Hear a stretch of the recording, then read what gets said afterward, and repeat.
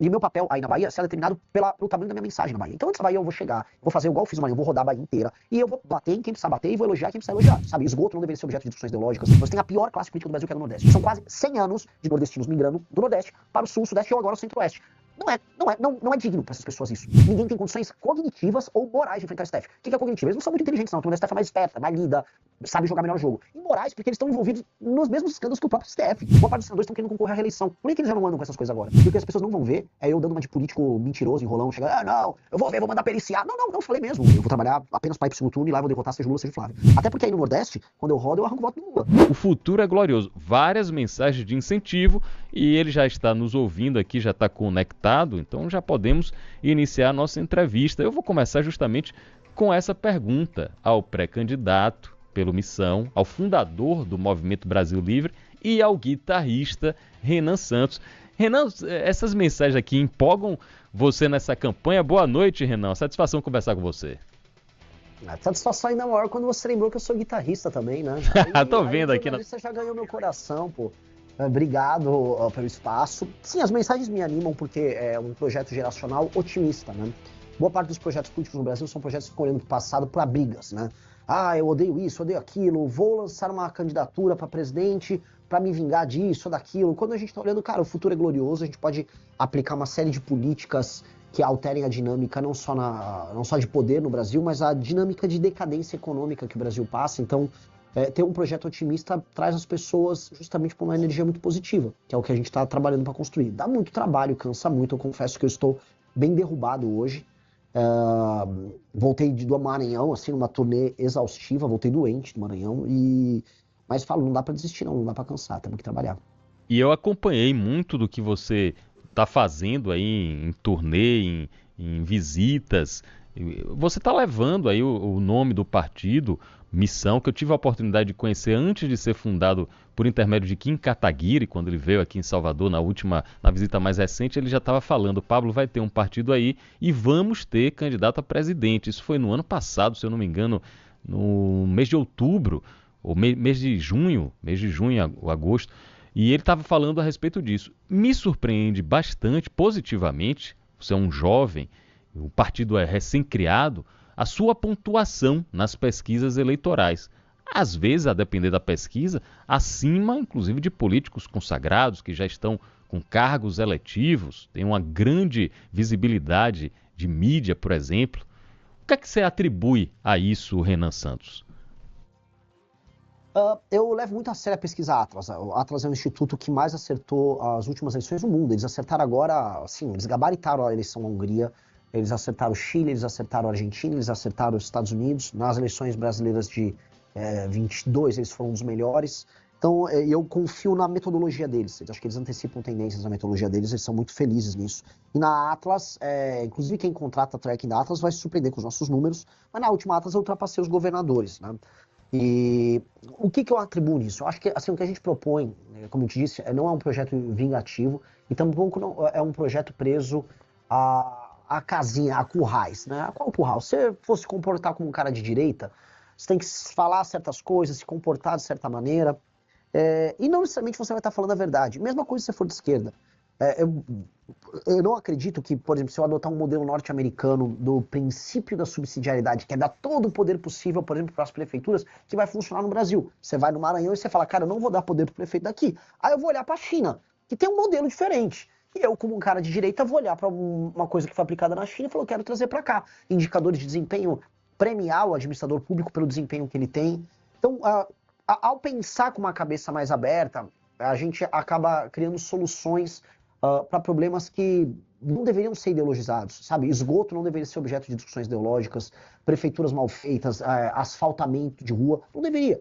Mas no Brasil, infelizmente, é. Então, ao fazer isso dessa maneira, a gente começa a cativar o coração de uma galera que quer soluções. Essa molecada mais nova, que nos acompanha, que nas pesquisas me colocam, né, entre o público de 16 a 24 anos em primeiro lugar, ela quer, assim, ela não quer ficar discutindo o sexo dos anjos, ela quer resolver o problema da segurança. É pra prender bandido? É pra acabar com essa coisa? Então vamos prender logo o bandido? Olha, o que faz pra resolver o problema do centrão? É isso aqui, então vamos. Então, ao ser prático e não ficar preso em questúnculas ideológicas, eu acho que a gente cresce, e acho que isso vem funcionando. Candidato à presidência da República pelo partido Missão, é nosso convidado aqui no Linha de Frente especial, nessa noite de quinta-feira. Renan, o que é que você visitando nossa região, visitou o Maranhão, deve vir fazer a visita na Bahia, eu quero saber suas propostas para a infraestrutura, para questões que afligem o Nordeste. Por exemplo, temos questões graves de saneamento básico que precisam ser resolvidas, as questões de segurança, obviamente, a gente está enfrentando nas últimas 24 horas aqui em Salvador e na região metropolitana, 2 policiais foram assassinados, um policial civil, um policial militar, e agora há pouco um policial foi baleado aqui na nossa ilha vizinha, a ilha de Itaparica. Qual a sua proposta? O que é que você enxerga para o Nordeste, para a Bahia em específico, sobre infraestrutura e sobre segurança pública, Renan Santos? Olha só, você pediu para eu fazer então uma palestra de 1 hora, porque é tanto problema, que eu teria que atacar todas as áreas. Porque a gente começa da infraestrutura. Se eu rodar praticamente todos os estados do Nordeste, as estradas são deploráveis. O Maranhão, naturalmente, é o pior dos casos. Já haviam me falado, olha, o Maranhão, você nunca verá estradas tão ruins como o Maranhão. Que é o que eu digo, no Maranhão, os buracos têm até uma estrada. Se você olhar no buraco, você vai ver que tem uma passagem ali, porque é assustador. Agora, os problemas não ficam aí, né? O problema o educacional, as taxas de analfabetismo no Nordeste são muito maiores. Há um problema de atividade econômica em que as pessoas não apenas não têm uma renda per capita alta, né? As rendas familiares ali chegam, se eu me engano, na Bahia a coisa está na casa de 1,5 mil reais. É tudo muito baixo e há uma alta dependência na hora de você formar sua renda familiar de auxílios estatais, portanto abaixa a atividade econômica. Se abaixa a atividade econômica, abaixa a produtividade. Se abaixa a produtividade, não vai gerar riqueza. Então você fica preso num ciclo. E o que mais, né, quando a gente fala assim, o que tem a ver com todos os problemas que vão da estrada até as pessoas não terem atividade econômica, a você não conseguir uma política boa de segurança pública ou resolver o analfabetismo? Você tem a pior classe política do Brasil, que é a do Nordeste. Eu falo com tranquilidade, não há classe política no Brasil tão deletéria quanto a do Nordeste. Em maior e menor grau, dependendo da região. Ceará, por exemplo, é um ponto fora da curva, apresentou algumas políticas industriais interessantes, políticas na área de educação que funcionam e foram imitadas pelo resto do Brasil, mas no geral, você tem uma classe política clientelista, coronelista, muito da velha, mesmo os caras jovens são velhos, como é o caso do João Campos, que mantém as pessoas e o ciclo político num clima meio anos 20, anos 30 do século passado, não nesse século aqui. Isso é horrível. Isso faz com que o Nordeste, e essa é uma coisa que precisa ser dita para as pessoas que estão nos ouvindo aí na rádio, o Nordeste fique para trás do Brasil em quase todos os indicadores. E mesmo hoje, estamos em 2026, tirando o caso específico de João Pessoa, da Paraíba, que tem pessoas migrando para Paraíba, as pessoas continuam saindo do Nordeste para procurar emprego em outros lugares do Brasil. Até quando a gente vai aceitar isso? Esse é um fluxo que está rolando desde os anos 30 do século XX. São quase 100 anos de nordestinos migrando do Nordeste para o Sul, Sudeste ou agora o Centro-Oeste. Não é digno para essas pessoas isso. Então a gente precisa dar um basta. E esse basta vai começar mexendo nos sistemas de incentivo da classe política, ou seja, o que faz uma pessoa entrar na política e como a gente mede o desempenho dela. Não pode ser só o voto, é uma dica. O político tem que ser avaliado por entregas na área de segurança, infraestrutura, educação. E se o político não entrega isso, especialmente os prefeitos, ele fica inelegível. Porque tem um outro problema, que aí eu vou jogar aqui também para você, que é um problema grande, que é o problema da compra de voto. A compra de voto acontece no Brasil inteiro, mas ela é a regra no Nordeste. Compra de voto tem até na cidade dos meus pais, Vinhedo, que tem um IDH altíssimo, uma cidade rica no interior de São Paulo. Mas, no Nordeste, ele acontece numa intensidade tão grande. E aí aquela política de botar os parentes de todo mundo na prefeitura, para você fazer todo mundo trabalhar para você no período eleitoral, o dinheiro desviado da emenda que compra o voto da pessoa, que isso elimina qualquer possibilidade de democracia ou elimina a possibilidade das pessoas votarem de maneira, vamos dizer, independente, com a consciência delas. E aí esses políticos, essas famílias velhas vão mandando nas cidades, as cidades ficam pobres para sempre, e isso é ruim para todo mundo. Ruim para o povo do Nordeste que sofre, e ruim para o povo do Sul, Sudeste e Centro-Oeste, acaba pagando a conta desses políticos, através do Pacto Federativo. E esse ciclo precisa mudar, eu quero mudar esse ciclo.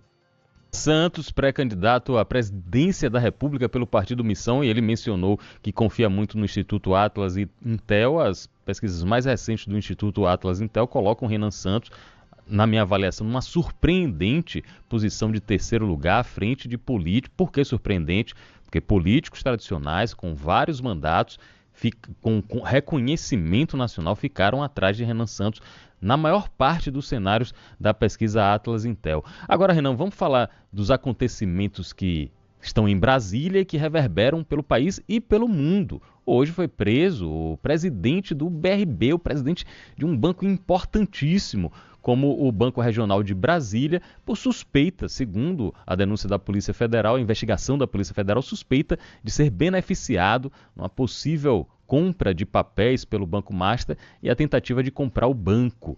Você está acompanhando, eu vejo muitos de suas lives, seus depoimentos, tudo que está acontecendo aí com o Daniel Vorcaro. Na sua avaliação, Daniel Vorcaro vai fazer uma delação completa?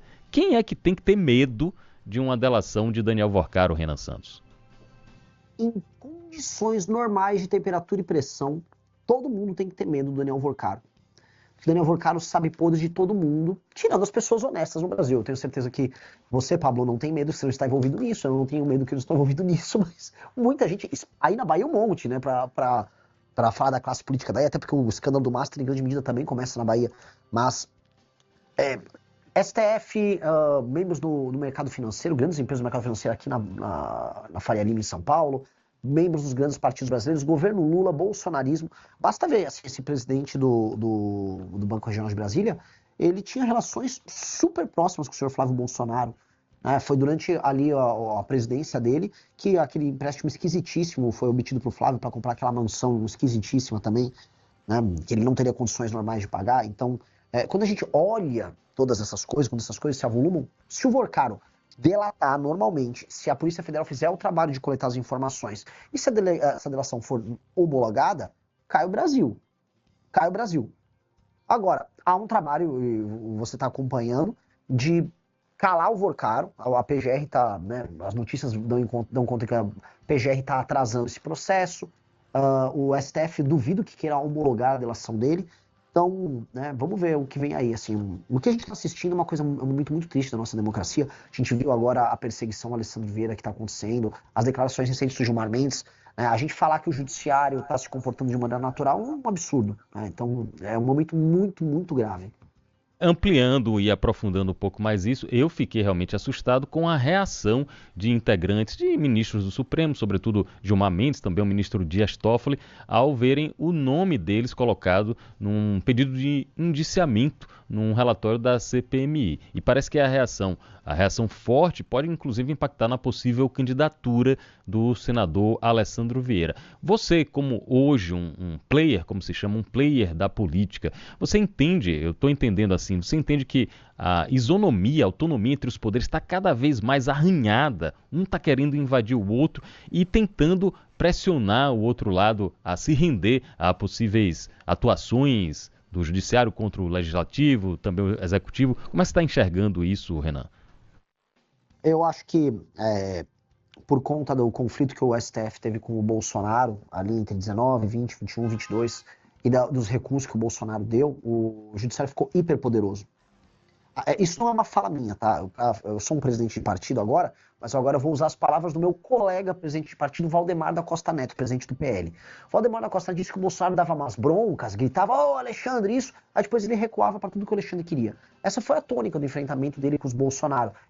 O Bolsonaro recuava tanto que o STF foi avançando em tudo. Nomeação do PGR anti-Lava Jato, 2 ministros do STF que em momentos importantes votaram ao lado dos interesses do STF, fim da Lava Toga, a fim da prisão em segunda instância, ou seja, retirar o COAF na época que estava com o Moro, o COAF, as informações do COAF foram para todas com o Dias Toffoli. Então, quando a gente olha todo aquele processo somado, né, aquela crise toda na pandemia e o hiperempoderamento do inquérito do Alexandre de Moraes, a gente pode dizer que o STF virou um superpoder. Ele está acima dos demais poderes, e os demais poderes, tanto o poder executivo hoje com o Lula, quanto com o poder legislativo, com toda essa massa de políticos do Centrão, ninguém tem condições cognitivas ou morais de enfrentar o STF. O que é cognitivo? Eles não são muito inteligentes, não. A turma do STF é mais esperta, mais lida, sabe jogar melhor o jogo. E morais, porque eles estão envolvidos nos mesmos escândalos que o próprio STF. Né? Alguém vai dizer que os senadores brasileiros têm, vamos dizer, estofo moral para enfrentar uma briga com o STF? Infelizmente não. A gente gostaria que tivesse, porque essa briga precisa andar. A gente precisa...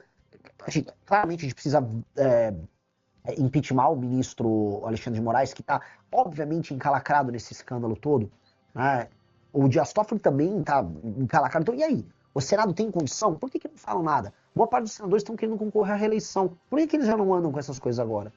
Então, eu acho um momento muito ruim, um momento de muita fragilidade, e eu não sei, de maneira clara, se as pesquisas continuarem como elas estão, né, com o Lula e o Flávio primeiro, não apenas eu não acho que haverá mudança, eu tenho certeza que as coisas continuam como estão e o Brasil vai se rumando para se tornar um regime estranho, né, um regime semidemocrático, com uma oligarquia muito corrupta administrando a gente. Se confirmando essas pesquisas e Renan Santos não chegar ao segundo turno, for Lula e Flávio Bolsonaro ou qualquer outros concorrentes, Renan e o Partido Missão vão anunciar apoio a algum dos dois? Flávio Bolsonaro é um candidato passível de receber o apoio de Missão ou vocês iriam se isentar de participar no segundo turno? Não, eu não imagino nenhum cenário que eu não estou no segundo turno. Eu não vou nem trabalhar com essa hipótese. Até porque, imagina, o pessoal que está nos assistindo aí, imagina que soldado ruim eu seria. Não, não, olha só, já estou pensando no segundo turno. Tem isso, não. Deixa essa atividade aí pro Caiado.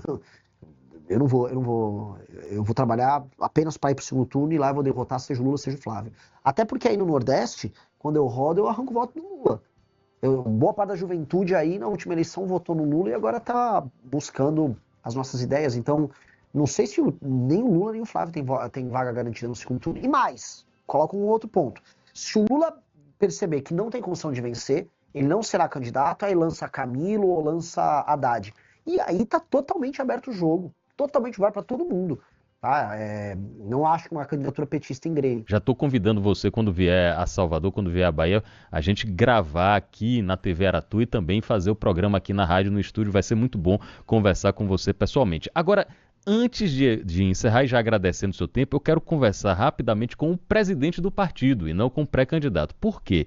Porque nessa janela partidária, eu, aqui na Bahia, e olhando também algumas movimentações nacionais, eu estou vendo, Renan, que ser presidente do partido está mais ou menos assim como ser diretor de futebol de clube grande, com orçamento grande, contratando, fazendo contratação de influenciador, fazendo literalmente contratação, porque faz uma série de promessas, uma série de atividades para atrair o político ou o novo político. O presidente do partido Missão, Renan Santos, está preocupado com a cláusula de barreira, porque vocês têm, além da missão normal que está no nome, vocês têm uma missão de eleger deputados federais, de tentar eleger o máximo de uma bancada para o partido crescer e se viabilizar e ficar mais forte. Como está sendo essa composição aí, Renan, e como está sendo aqui na Bahia montar o partido? Bom, a pesquisa Atlas mostrou que o Partido Missão, na preferência do eleitorado, ele já está com 5 pontos alguma coisa, e vamos buscar o PSOL já para subir para terceiro, né? Ou seja, o partido com nem 6 meses de idade, ele já tem uma grande preferência junto ao eleitorado, e quando a gente pesquisa entre os mais jovens, ali de acordo com a Atlas, tá melhor ainda, né? A coisa passa dos 20%. Onde eu quero chegar com isso, que é bem importante? É um partido que ele se firma como um projeto de Brasil e como uma iniciativa majoritária. E sendo uma iniciativa majoritária, ele tem que se valer das suas ideias e dos seus candidatos. E nesse sentido, eu não vou ficar desesperado em passar a cláusula de barreira, porque isso iria destruir a própria ideia do partido, e aí o partido, como um projeto, morre.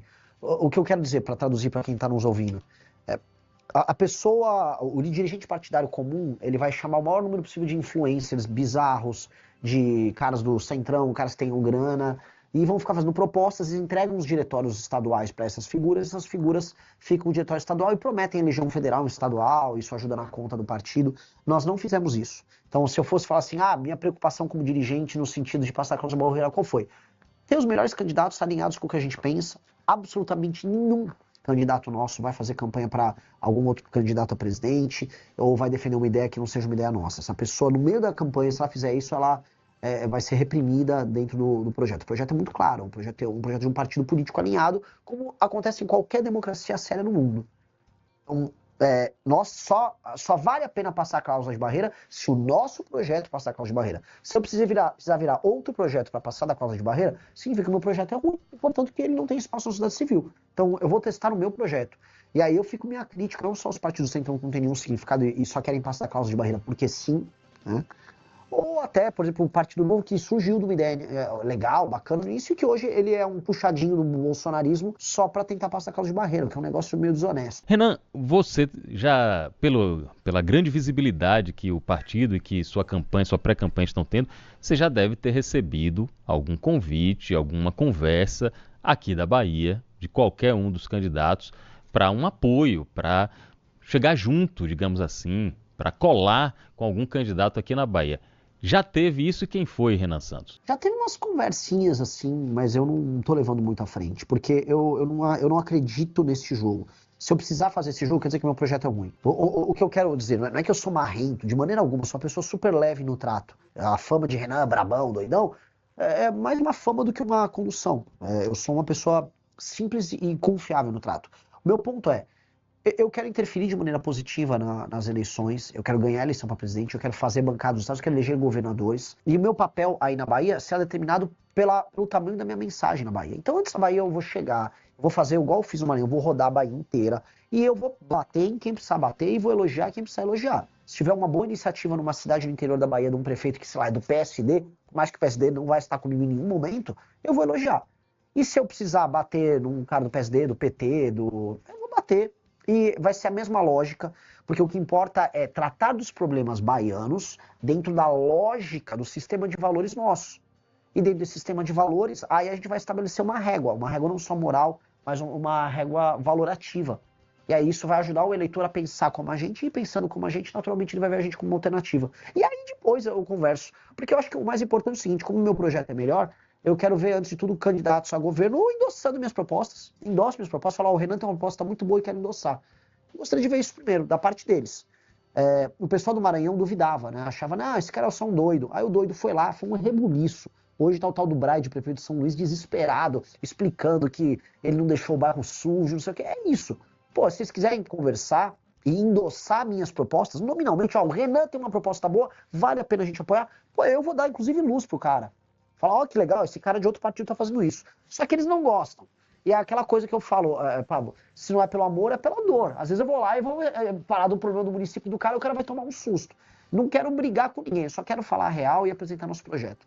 Renan Santos, 42 anos, fundador do Movimento Brasil Livre, fundador do Partido Missão, pré-candidato à presidência da República, nosso convidado aqui no Linha de Frente. Para finalizar, eu quero saber a história lá que eu li no site Metrópole de um vazamento, inclusive eu já vou repudiando aqui, vazamento de conversa. Isso aí nunca tem um objetivo republicano, é muito grave quando eu vejo esse negócio de vazamento de conversa de grupo de WhatsApp. Mas estava lá publicado no site Metrópolis e estava dizendo, atribuindo a você uma declaração sobre o uso de cogumelos mágicos. Até eu fui procurar com um médico especialista amigo meu e falou, Pablo, tem muita gente já fazendo o uso de microdosagem com acompanhamento médico do termo técnico psilocubensis. O que é que foi que houve ali, Renan? Quem vazou essa história? Com qual interesse? E afinal, o que são os cogumelos mágicos, Renan Santos? Olha, o cogumelo mágico é um cogumelo que a humanidade já usou. Eu até fiz uma revista sobre eles. O ser humano usa ele de maneira religiosa há milênios, né? E agora a medicina está descobrindo um papel que ele tem regenerativo sobre as conexões neurais, de modo a tirar pessoas da depressão, da ansiedade. A gente cria curtos-circuitos mentais, esses curtos-circuitos, devido à repetição, nos levam a ansiedade, gatilhos, etc. E aí hoje existem inúmeros tratamentos alternativos para fazer enfrentamento a isso. Lá nos Estados Unidos tem muitos papers sobre isso. A microdosagem que você citou são as pessoas que fazem o uso para aumentar o desempenho delas, não só criativo, mas desempenho de trabalho.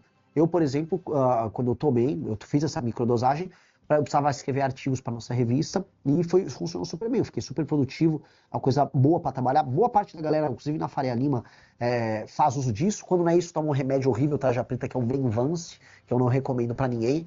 E é basicamente isso. Não é legal, o cogumelo, basicamente, é um cogumelo que nasce no cocô da vaca, para não falar palavrão aqui, né? Nasce em qualquer lugar. E sim, cara, eu já experimentei. E o que as pessoas não vão ver é eu dando uma de político mentiroso, enrolão, chegando, não, eu vou ver, vou mandar periciar. Não, falei mesmo. Vazaram, uma pessoa mal intencionada, canária, quis vazar, achou que ia me prejudicar e não prejudicou, muito pelo contrário. A revista que a gente fez sobre a direita psicodélica norte-americana vendeu muito. E essa discussão que envolve não só o uso medicinal da psilocibina, Mas também o canabidiol, que pode ser utilizado, por exemplo, no enfrentamento da epilepsia, começou a ser debatido e eu acho isso legal pra caramba. Acho que eu gostaria de ver esse tipo de substância sendo usado de maneira controlada no SUS. Eu acho que são opções que a gente tem de tratamento que podem ser muito úteis para o mal que acomete especialmente os mais jovens, que é o mal da depressão e o mal da ansiedade. Então, basicamente isso. Eu não fico nem um pouco tipo, preocupado com esse assunto.